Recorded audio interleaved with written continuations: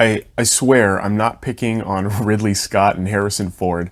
This one is because of a viewer comment which brought up this film, and it just turned out to be a serendipitously good film to analyze. Because, of course, Blade Runner is not a story, but it's another film that's so bad I'd have to rewrite the whole thing to fix it. So I'm not doing that.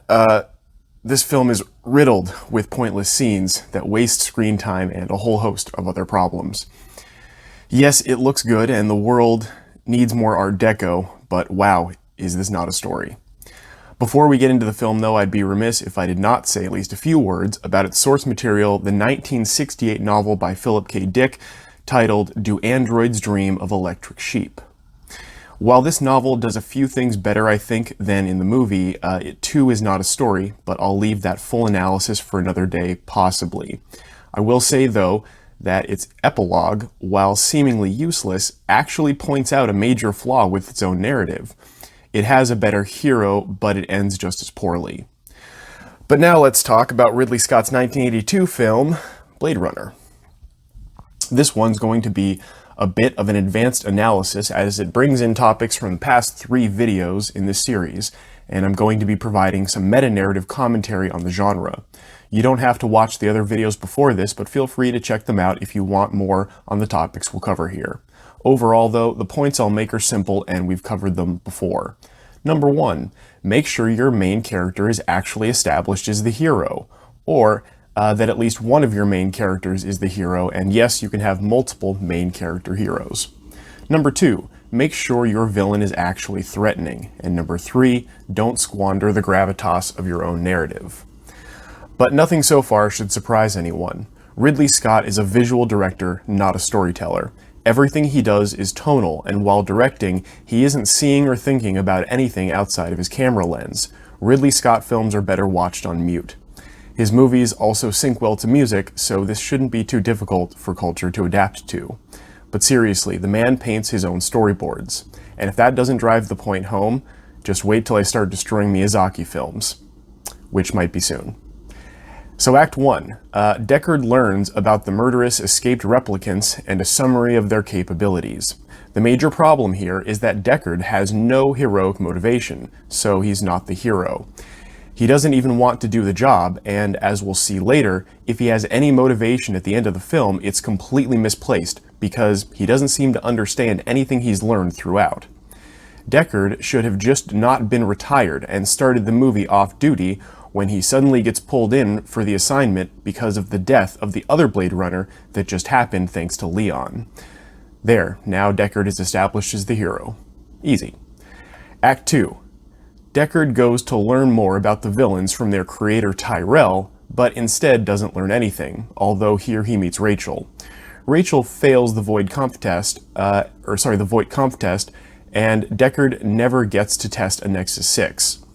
There doesn't seem to even be a point to this, as he already knows what the runaway Nexus 6 replicants looked like.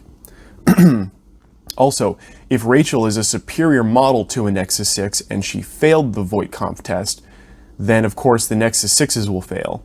If the test is supposed to reveal whether or not a replicant is human, or I guess if a human is a replicant, I don't know exactly how to word that, and you don't write it into the story that these tests are flawed, then the entire point of the narrative is lost, because it requires that this distinction remain ambiguous.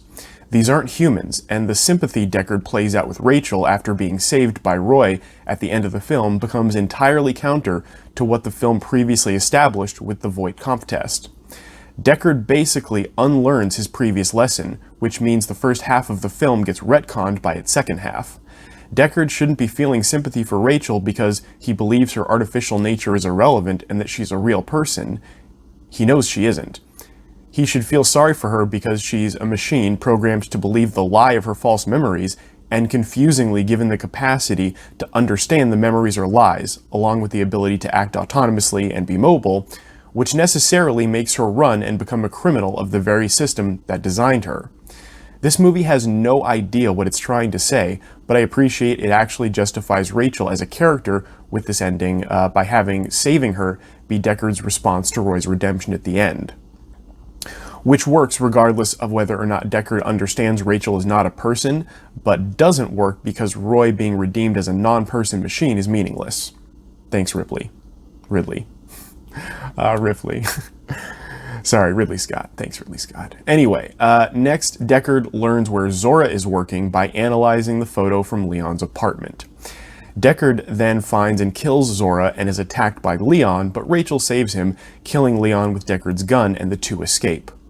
Very confusingly, Act 2 ends with a man making out with a love doll, which he himself has confirmed through scientific testing is in fact, objectively, a warm body pillow with holes in a voice box that can probably do your taxes. So, like Act 1, Act 2 is lacking. The first scene, where Deckard meets with Tyrell, should have given Deckard some more information about what Roy is capable of and what he's programmed to do, or just any other information about our villain to make him more threatening after hearing he'll just naturally expire if we do nothing. Maybe here we could even fix the flat threat of the villain by describing some of the things Roy might do before he naturally expires at his 4-year date, which should be further away than tomorrow night.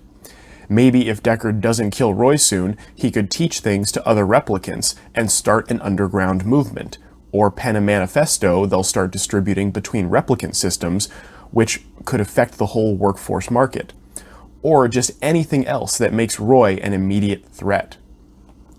The movie even goes out of its way to have Roy deteriorating at the end of the fight, at the end of the film, and expire in front of Deckard. Deckard could seriously have just waited at home until morning, and Roy would have died naturally. We'd get the same ending too, because even in the film, Deckard doesn't stop Roy from killing Tyrell at the beginning of Act 3. Actually, scratch waiting at home, Deckard could have just gotten a head start with getting Rachel out of the city. Act 3. Basically, the hero doesn't defeat the villain because the villain gets redeemed. This ending would be fine since villains can be redeemed if it weren't completely backwards because the villain is not a person. The hero defeating the villain would be pointless too though because again, Roy was going to expire anyway and had already killed Tyrell, so this replicant didn't have any other evil to commit. Speaking of, the Tyrell death scene is a poor choice because we don't have any time to see any follow-up to it. Also, Tyrell says he can't fix the Nexus 6 lifespan, so killing him is pointless, both for Roy and to the world, but especially for our hero's narrative, which seems to leave off with Deckard becoming some kind of android advocate, implying as a hero that he would begin fighting to change the world's perception of android workers. This falls extremely flat, since it's ridiculous in the first place that the problem this world has is that it's making android workers unnecessarily complex.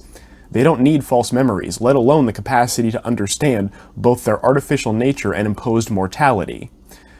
There also doesn't seem to be any reason for the imposed mortality, but then again, in the real world we have the same problem with planned obsolescence.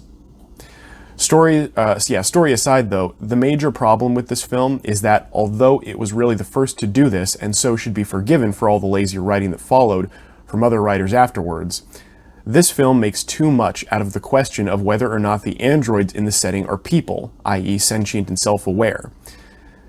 This is compounded by, both in Blade Runner and in almost all other AI-related media, by the fact that the film itself answers the question that these replicants are not people, and then continues on its merry way, as if it left the question ambiguous. Even if it were to be ambiguous, though, it would still be a terrible story, because the plot cannot move forward without answering that question. Every AI narrative that leaves this question ambiguous is lazy and stupid, and the narratives are boring. It is never ambiguous whether an AI is a person or not, because if it were a person, then biological brains could be digitized and we'd be at the technological singularity. Otherwise, your AIs are not people, and there's no emotional tension in the story. Deckard is actually just a very emotional simp who is taking his body pillow way too seriously. The autopsy. Blade Runner is stupid. The premise is stupid, the execution is stupid, the ending is stupid, and much of the dialogue and many of the visuals break my immersion. It tells us replicants aren't people, and then ends with our hero being duped by the illusion. Also, Deckard is never established as the hero, just like Dr. Frankenstein in his story, so that needed to be fixed. The main villain's ending is also lacking, but his getting redeemed is fine for a villain. It's just that primarily all the villains in this film are not threatening. The story of the